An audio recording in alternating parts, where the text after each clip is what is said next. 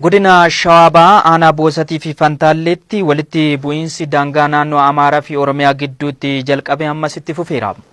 Walitti bu'iinsi kunis badii lubbuu fi buqqa'insa lammiilee cimaa uumaa akka jirullee himamaa jira. Abdii Gadaa. Naannoo Oromiyaatti godinni Shawaa Bahaa naannoo Amaaraa waliin gandoota 25 wal daangessaa. Kana keessaa Oromiyaa gama aanaa Boosatii fi Fantaalleerraan gandoota 9 naannoo Amaaraa aanaa Minjaar Shankooraa wal daangessantu yeroo baay'ee rakkoo walitti bu'iinsaa kanaan beekama. Gandi Borcataa aanaa Boosatitti iddoo rakkoon kun yeroo ammaa itti ka'e. Kana laaluu hin dandeessan irratti waan irratti kana rukuttee dhiisne kaartaa xiyyiin irratti cabsiti dugdi koo asirra madan qabam mana yaalaan deemu qe'uma keenyatti as kinu irratti ganda keessatti as nu rukutte kana makalaakaan dhufuu baate harkaan na qabdee turte makalaakaan dhufuu baate rasaasa qabullee fitadhe mandara ciratti jedhama lafti kun ciratti jedhama jirti sun namni tokko illee abbaa warraa 150 manaa bee jedha isa adda jechuudha kun waacuu laafaa jedhama. Waajjira afaan keessaa mandara kun hunduu duwwaadha. Amma sa'aatii kanatti manni barumsaa kun guyyaa 4 cufamee jira. Namoonni itti barataan jiru. Namni zooniin tokkoffaa fi zooniin lammaffaa fi zooniin sadaffaa galaksee jira iddoo. Lafti kun laal achi jechuun gara barataa jedhama. Fakkeenyaaf kan dafniti dhiisi. Gara barataa kanarraan deebi'eet achumaan garagalee calaqa jala deebi'eet boorticha bakka amma jedhamu kanaan gadi hin beet bubbisaarra deebi'ee achiin wannootti gala. Kanaaf kan hundaa'eef immoo kaartitu jira. Kaartiin barasiinuu hin jira jechuudha. Hin awwaalan malee kaartaan hin jira kaartaan keenya. Oduu kaartaan sun nuu beetiin bari kun nu walame haga amma lubbuu nama keenya hin dabru. Amma lubbuu nama keenya dabraa jira amma dhumaa jira. Akka immoo nuti hin dhumne immoo mootummaan amma aataa kan falatti nu akaa'u. Asitti daangaa Oromiyaatti ce'anii namoonni bifa gurmiitiin Minjaar Shankoorarraa dhufanii qubatan akka karaa nagaatiin asii ka'an ji'a lamaa oliif uummanni bulchiinsa sadarkaan jiru hanga Oromiyaatti gaafatee deebii dhabnaan tarkaanfitti ce'e. Gama mootummaatiin tanaan dura yeroo baay'eedhaaf rakkoon kun dhufee jira. Rakkoon kun oduu hin bu'iin inni kun falli dhimmichi kun furmaata argatu innee baay'ee sochii godhaa turre. Asirraa kaanee aga Oromiyaatillee deemaa turre. Garuu itti deemna jaan malee waan itti dhufanii fala kaanii jiru hanga ammaa jechuudha. Kanarratti bulchaa bulchiinsa aanaa Boosat obbo Caalchisaa Magarsaa gaafannaan iftoomina gama warra Minjaariin jiru komatan ka'umsi rakkoo kanaas babal'ifannaa lafaati jedhu. Rakkoo kana karaa naga'aatiin akka inni hiikkatuuf yeroo dheeraa kennaniifi yeroo ji'a 4-5 caalu caala yeroo kennaniifi akka naannoo san karaa nagaatiin gadhiisan lafti kun keenya waliin jiraachaa turre karaa nagaatiin gannuuf dhiisadha jedhanii kadhaan garaagaraatillee gaggeeffamee jira. Kadhaan kana bira darbamee caasan aanaa lamaanii walitti darbee waliin dubbatee uummanni kun uummata wal dhabuu maluu miti uummata wal keessa jiraachaa ture uummata gabaadhaan illee wal keessa jiraachaa ture uummata firummaadhaan illee walitti makame. Kanaaf karaa nagaatiin galakkisuu qaba jedhee caasan aanaa lamaanii wal dubbisnee to'ii yeroo baay'ee itti deemaa turre garuu fedhiin isaanii duuchadha. Kanaaf kanarraa ka'ee to'ii nagaa uummanni aanaa keenyaa nagaa barbaadus hooggansa sadarkaa aanaaf gandaa jirus nagaa barbaadus fedhii isaan lafarraa qaban irraa kaa'amee to'ii nageenyi nu barbaannu kun nu milkaa'uu hin dandeenye.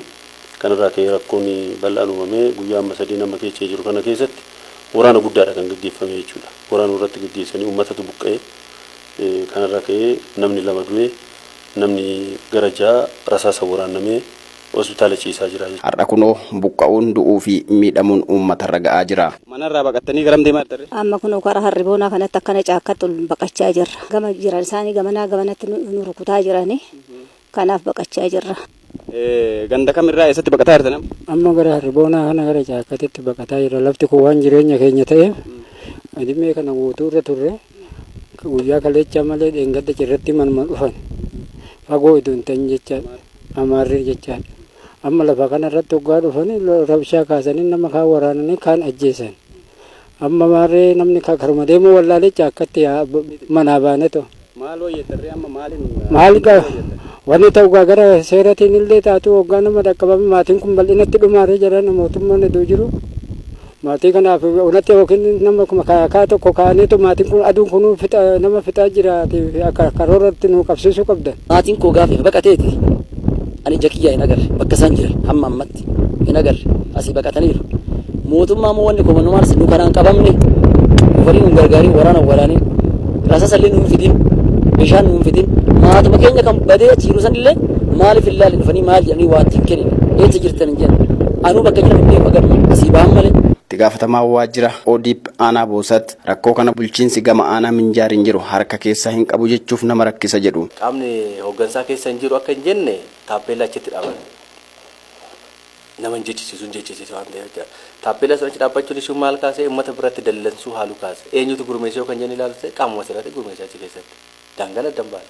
Daangaan keenya jechuufis hin danda'amu. Achi keessatti maqaan Oromoodhaa kan jedhume maqaa naannoo Oromiyaa keessa jiru keessa karaa Amaaraatti kan jijjiiree baay'eetu jira. Kunis gama tokkoon nama dallansa. Fakkeenyaaf Qorkee kan jedhamu Baara Godaana jedhamti. Gaara Barruu kan jedhamu Shillim Taraaraa jedhame naannoo Fantaalee keessatti. Kanaaf suuraa qeerransaa Nabir Footoo jedhama. Seenaa hin jirre keessatti maqaa Oromoodhaa karaa Amaariffaatti jijjiiranii babal'ifannaa lafaatiin kan godhamaa jiru keessa seenaa dur dhufeerraa kan laallu ta'e babal'ifannaa lafaati.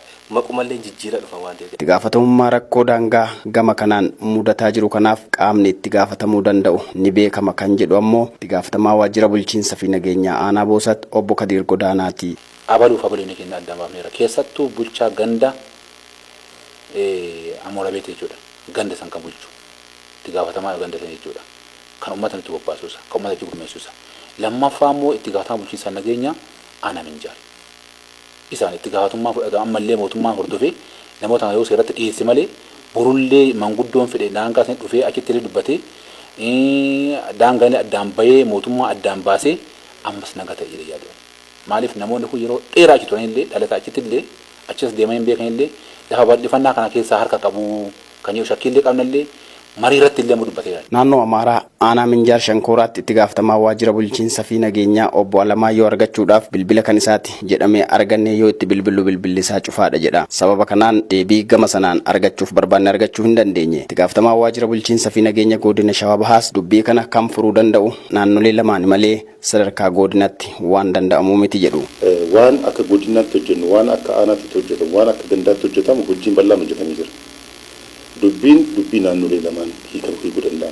Heera biyyattii irras kan jiru waldiddaanii fi mormiin naannolee lamaan jidduutti yoo uumame naannolee lamaan santuu waliin mari'ateetu hiika. Yoo isaan walii galaniitu hiikuu kan dandeenye ta'e immoo gara mana marii federeeshinii deemee raawwatee karaa sanii hiikaman. Walitti bu'insi kun har'as aanaa Fantaalletti yoo itti oolu har'as namoonni lama gama Oromoo Karrayyuutiin wareegamuun dhagahameera. Daangaa kanarratti bifa kanaan wareegama kaffalaa kan jiran jiraattonni dubbisnes kana dhaamu. Hamma irratti baqaa Oromootiif Oromoo waan taaneef daangaa Oromiyaatiif amma ixaa qabsoofneerra. Umurii keenya amma qabsoofnee Oromiyaa harkatti akka galfatan gooneerra. Qaama beeksisuu qabnu beeksifneerra. Amma irraa kee Oromiyaan haa eeggatu daangaa isaa. Uummata Oromoo waan taaneef daangaa Oromiyaatiif carraanna Oromiyaan itti yaaduu qaba kana.